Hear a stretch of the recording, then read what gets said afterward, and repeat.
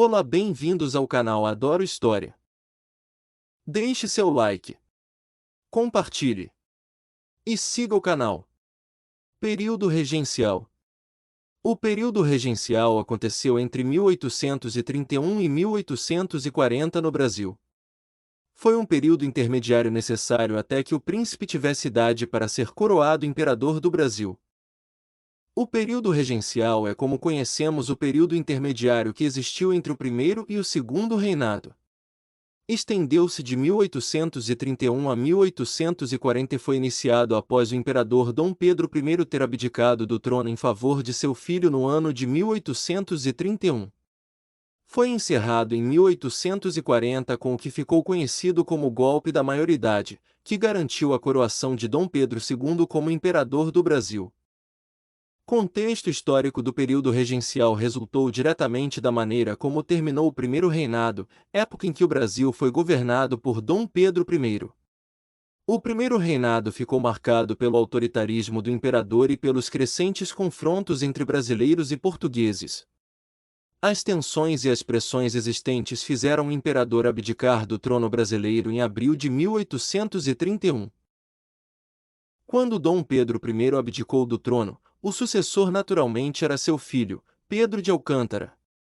Todavia, o príncipe do Brasil possuía apenas 5 anos, e por lei, não poderia ser coroado imperador do Brasil até que completasse a maioridade, que só seria alcançada quando obtivesse 18 anos.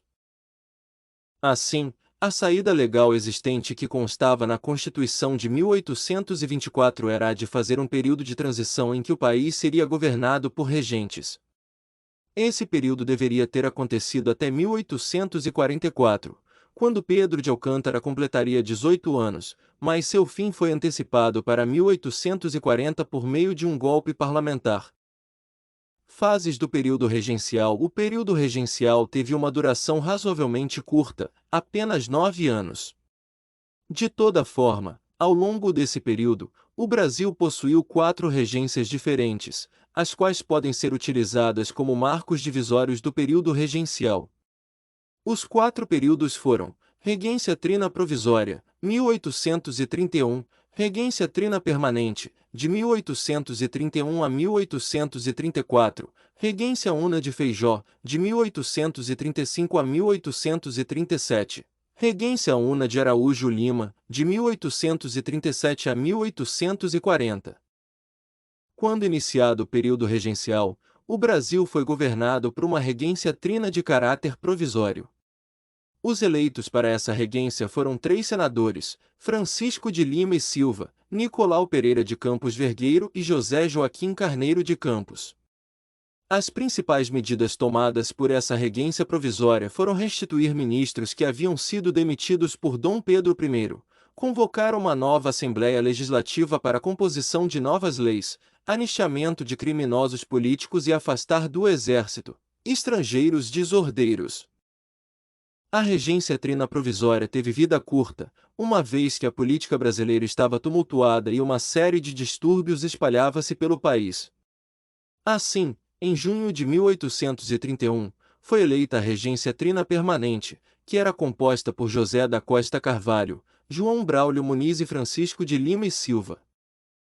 Durante a regência trina permanente, houve 3 acontecimentos de destaque. Um deles foi a criação da Guarda Nacional, uma força pública composta por homens eleitores com idade de 21 a 60 anos de idade. Essa força foi criada com o intuito de controlar manifestações e impedir que revoltas acontecessem. Outra medida de destaque foi uma reforma no poder moderador, retirando atribuições desse poder e dando maiores possibilidades de os deputados e senadores vistoriarem as ações do executivo.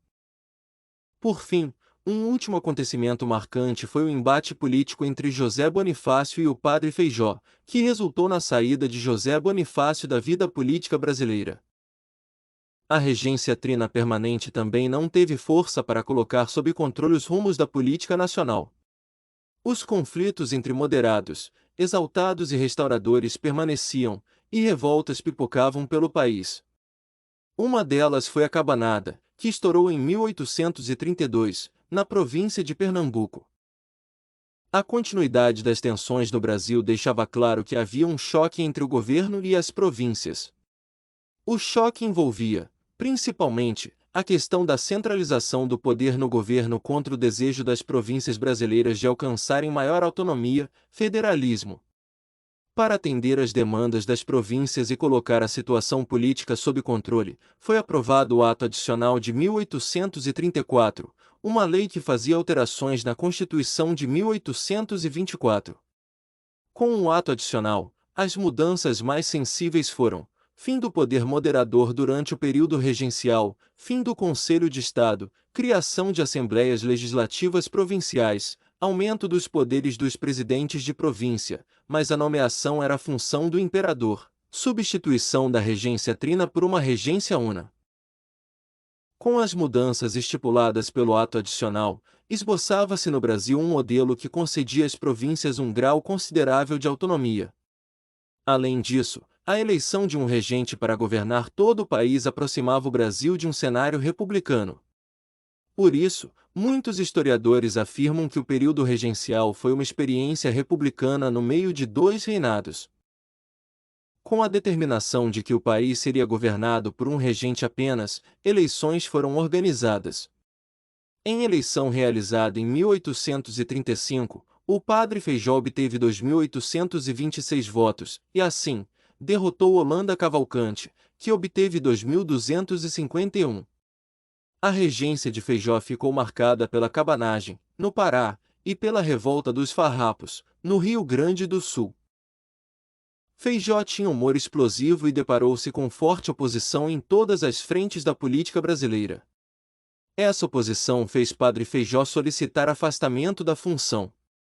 Com sua saída, nova eleição foi realizada, e Pedro de Araújo Lima derrotou Holanda Cavalcante e foi eleito regente do Brasil. Na regência de Araújo Lima, houve o crescimento dos políticos conservadores, mescla dos liberais moderados com os restauradores, e tentativas do regente de tentar retirar algumas das liberdades que as províncias haviam conquistado com o Ato Adicional de 1834. Política no período regencial. O período regencial ficou marcado pela intensa movimentação política que acontecia no país. O debate político nesse período foi bastante acalorado e girava em torno de três grupos políticos, que gradativamente se transformaram nos dois partidos políticos do Segundo Reinado. No caso do período regencial, os principais grupos políticos eram liberais moderados, em geral, eram monarquistas que defendiam a limitação do poder do imperador. Defendiam uma monarquia constitucional no país e tinham no Padre Feijó o seu maior representante. Liberais exaltados, eram defensores abertos do federalismo, isto é, de ampliar a autonomia das províncias brasileiras. Alguns dos exaltados eram defensores da República, e o nome mais influente desse grupo foi Cipriano Barata. Restauradores, eram defensores do retorno de Dom Pedro I ao trono brasileiro e tinham nos irmãos Andrada. José Bonifácio era um deles, seus maiores expoentes. Ao longo do período regencial, esses grupos foram convertendo-se nos dois partidos que centralizaram a política durante o Segundo Reinado. O Partido Liberal surgiu da mescla dos liberais moderados com os exaltados, e o Partido Conservador surgiu da mescla dos liberais moderados com os restauradores. A grande marca do período regencial foram as revoltas provinciais, que aconteceram em diversos locais do país. Essas revoltas envolviam insatisfações políticas com os rumos que o país tomava, além das disputas políticas locais, insatisfação popular com a pobreza e a desigualdade, etc. Ao longo do período regencial, as principais revoltas que aconteceram foram cabanagem, rebelião que aconteceu no Grão-Pará entre 1835 e 1840 em razão da insatisfação popular com a pobreza e a desigualdade e por disputas políticas locais. Balaiada, rebelião que aconteceu no Maranhão entre 1838 e 1841 e foi resultado de disputas políticas locais. Sabinada, foi uma rebelião de caráter separatista que desejava implantar uma república na Bahia. Aconteceu entre 1837 e 1838. Revolta dos Malês, Foi uma rebelião de escravos que aconteceu em Salvador em 1835. Revolta dos Farrapos. Foi uma revolta motivada por insatisfações da elite local com o governo por questões políticas e econômicas. Estendeu-se de 1835 a 1845. Deixe seu like, compartilhe e siga o canal.